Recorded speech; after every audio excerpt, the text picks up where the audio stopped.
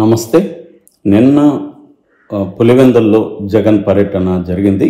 కడపలో ఆయన కడప ఎయిర్పోర్ట్లో దిగి అక్కడి నుంచి రోడ్డు మార్గంలో పులివెందులకి వెళ్ళారు.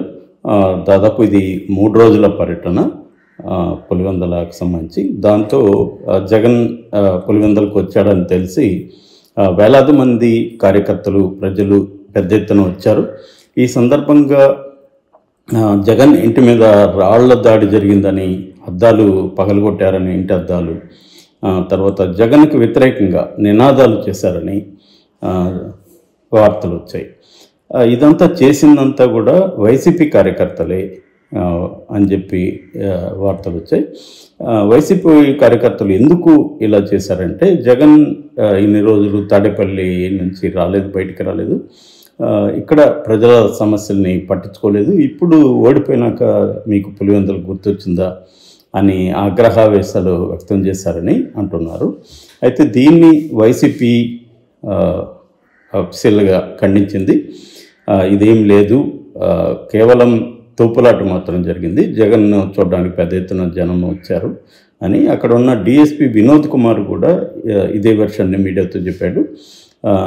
ఎవరు జగన్కి వ్యతిరేకంగా నినాదాలు చేయడం కానీ, లేకపోతే రాళ్ల దాడి కానీ, అద్దాలు ధ్వంసం కానీ ఇవేమి జరగలేదు, ఇదంతా కూడా కేవలం మీడియాలో వస్తున్న వార్తలు తప్ప ఏం లేదు. పెద్ద ఎత్తున ఒకేసారి జనం రావడంతో మేము పోలీసులు కూడా పెద్ద కంట్రోల్ చేయలేకపోయాం, ఇనిషియల్గా తర్వాత ఆర్గనైజ్ చేశాము అనేది ఆ డిఎస్పీ వినోద్ కుమార్ చెప్పారు. అయితే మనకు తెలుసు, ఆంధ్రప్రదేశ్లో మీడియా రెండుగా విడిపోయింది. సో ఏది జరిగినా ఒక మీడియా తమకు అనుకూలంగా ప్రత్యర్థులకు వ్యతిరేకంగా రాస్తుంది, దానికి రివర్స్లో ఇంకొక మీడియా స్పందిస్తుంది. దీనివల్ల ఏమవుతుందంటే ప్రజలకి కన్ఫ్యూజన్, ఏది నమ్మాలా ఏది నమ్మకూడదని. సో ఎవరు ఇష్టం వచ్చింది వాళ్ళు, ఎవరికి కన్వీనియంట్గా ఉంటే వాళ్ళు నమ్ముతారు.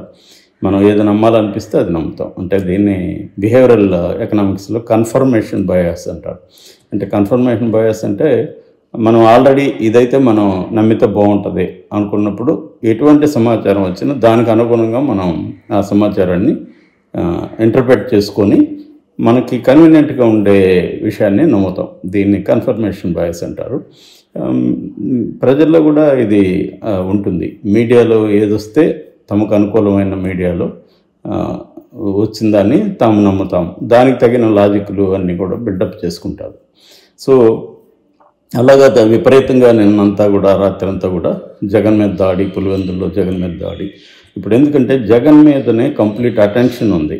అంటే జగన్ ఏం చేయబోతున్నాడు, జగన్ని చంద్రబాబు ఏం చేయబోతున్నాడు, ఈ రెండు విషయాలు ప్రధానంగా ఇవాళ చర్చలో ఉన్నాయి. అంటే జగన్ని జైలుకు పంపించడం అయితే ఖాయమని అందరూ దాదాపు నమ్ముతున్నారు. ఎవరిని కలిసినా జగన్ అయితే జైలుకి వెళ్తాడు ఎప్పుడు అనేదే ఇక్కడ తేలాల్సి ఉంది అనేది ఎక్కువ మంది మాట్లాడటం. ఎందుకంటే చంద్రబాబుని జగన్ జైలుకు పంపించడం వల్ల జగన్ని కూడా చంద్రబాబు జైలుకు పంపిస్తాడు అనేది అందరూ నమ్ముతున్నారు.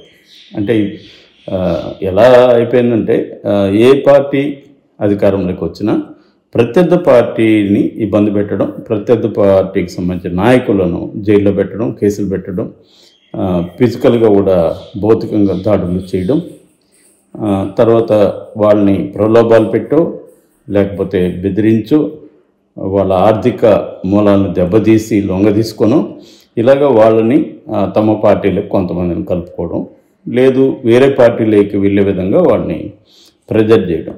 ఈ మోడస్ ఆపరెండి ప్రతి చోట జరుగుతుంది దేశంలో. దీన్ని బీజేపీ బ్రహ్మాండంగా దేశవ్యాప్తంగా ఎగ్జిక్యూట్ చేస్తుంది.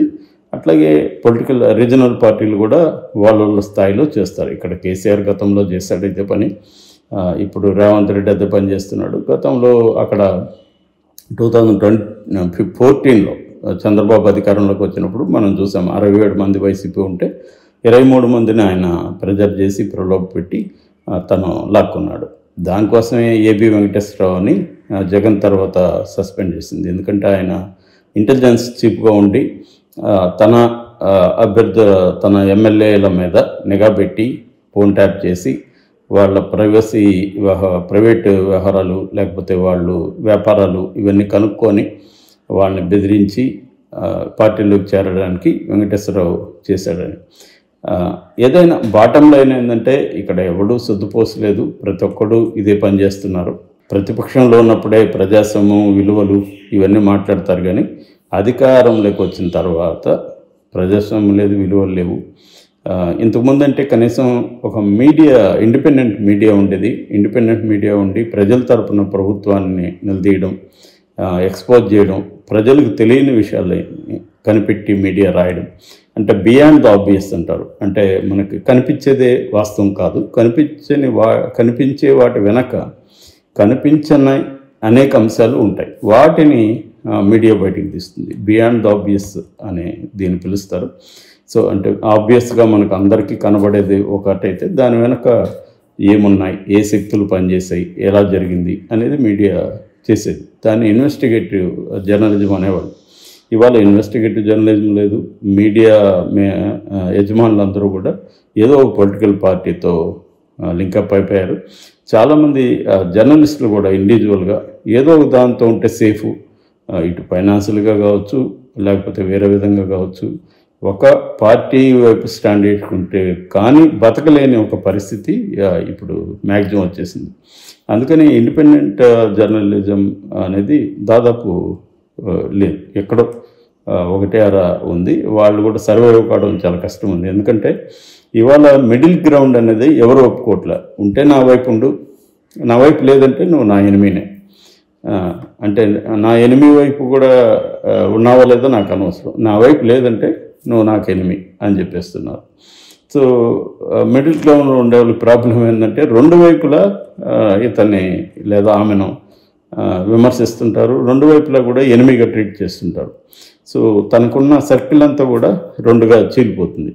ఇది మేజర్ ప్రాబ్లం. ఇవాళ ఇంకొంత ముందుకెళ్ళి కేసులు పెట్టడం, వాళ్ళని అరెస్ట్ చేయడం, లేదా లిస్టులు తయారు చేసి భయపెట్టడం. ఈ తెలుగుదేశం ఇప్పుడు అధికారం రిజల్ట్ రాగానే ఒక జర్నలిస్టుల లిస్టు తయారై సోషల్ మీడియాలో తిరుగుతుంది. ఈ జర్నలిస్టులు అంతా చూస్తాం, వీళ్ళు వైసీపీకి అనుకూలంగా పనిచేస్తారని. సో ఇలా ఉన్న తరుణంలో ఇప్పుడు ఆంధ్రప్రదేశ్ లేదా తెలుగు ప్రజల దృష్టి అంతా కూడా జగన్ని చూస్తుంది. అందుకనే జగన్ ఎక్కడికి పోయినా జగన్ చూడడానికి ఎవరు వచ్చారు, జగన్ మీద దాడులు ఏమైనా జరుగుతాయా, జగన్ అరెస్ట్ చేస్తారా, ఇది ఎక్కువ ఉంది. అంటే యాక్చువల్గా గత 5 ఏళ్ళ నుంచి జగన్ సెంట్రిక్గానే రాజకీయాలు జరిగాయి. ఎలక్షన్లు కూడా జగన్ సెంట్రిక్గానే జరిగాయి. జగన్ ఉంచాలా దించేయాలా అనేది మెయిన్ అజెండాగా ఎన్నికలు జరిగినాయి. సో జగన్ని హేటర్స్ ఉంటారు, లవర్స్ ఉంటారు. ఈ మిడిల్ గ్రౌండ్ అనేది తగ్గిపోయింది. అంటే జగన్ ఎలా అర్థం చేసుకోవాలి, లేకపోతే జగన్ ప్రభుత్వంలో ఉన్న లోటుపాట్లు ఏంటి, వాటి పరిష్కారం ఎలా ఉంటుంది, ఇవేవి మాట్లాడడం అనేది తగ్గిపోయి జగన్ని దించేయాలని ఒక వర్గం, లేదు మళ్ళీ జగన్ రావాలని ఒక వర్గం, ఇలాగ పనిచేసింది. ఓవరాల్గా చంద్రబాబు జగన్ యాంటీగా ఉన్న అన్ని శక్తుల్ని ఆర్గనైజ్ చేసుకోగలిగాడు, యునైట్ చేసుకోగలిగాడు. సో జగన్ వ్యతిరేక ఓటు చీలిపోకుండా మేనేజ్ చేసుకోగలిగాడు. జగన్ కూడా తను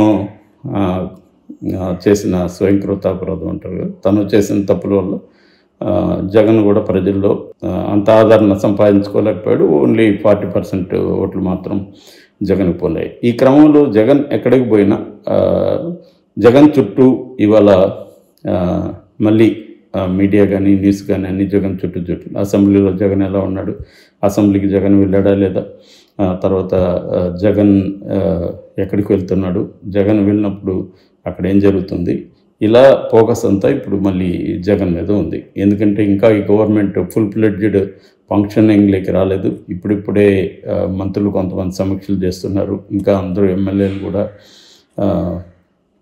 ఓత్ తీసుకోలేదు. సో అసెంబ్లీ కూడా ఫుల్ ఫ్లెడ్జ్డ్కి ఇంకా స్టార్ట్ కాలేదు.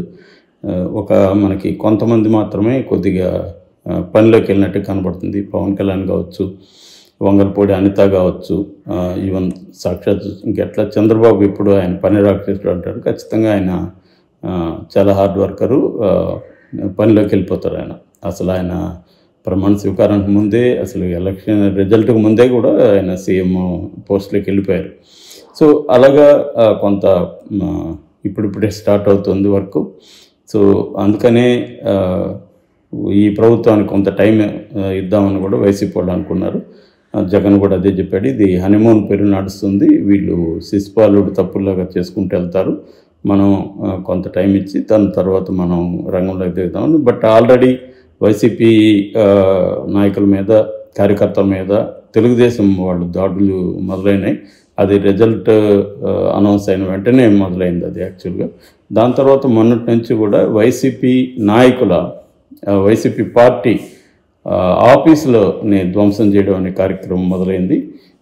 ఎందుకు దానికి వీళ్ళు చెప్తున్న కాజ్ ఏంటంటే వైసీపీ వాళ్ళు అక్రమంగా కట్టుకున్నారు అని. దానికి రివర్స్గా వాళ్ళు కూడా తెలుగుదేశం ఆఫీసులు కూడా అన్నీ అట్లాగే ఉన్నాయి కదా, మేమేమన్నా వాటి జోలికి వచ్చామని వాళ్ళు మాట్లాడుతున్నారు. ఖచ్చితంగా ఇది ఎందుకంటే పొలిటికల్ ఆఫీసులని, పొలిటికల్ పార్టీకి ఆఫీసులని ఖచ్చితంగా ఉంటాయి, ఖచ్చితంగా వాటిని రూల్స్ అయితే పాటించాలి. మరి రూల్స్ ఎందుకు పాటించలేదు ఏంటి, ఈ ఆఫీసులు నిజంగానే ఉన్నాయనేది కోర్టులు తేల్చాలి. ఏదేమైనా ఇందులో కక్ష ఉందా లేదనేది కూడా చర్చించాల్సిన అంశం ఖచ్చితంగా ఉంటుంది. అంటే సడన్గా ఎందుకు ఈ పని చేస్తున్నారు.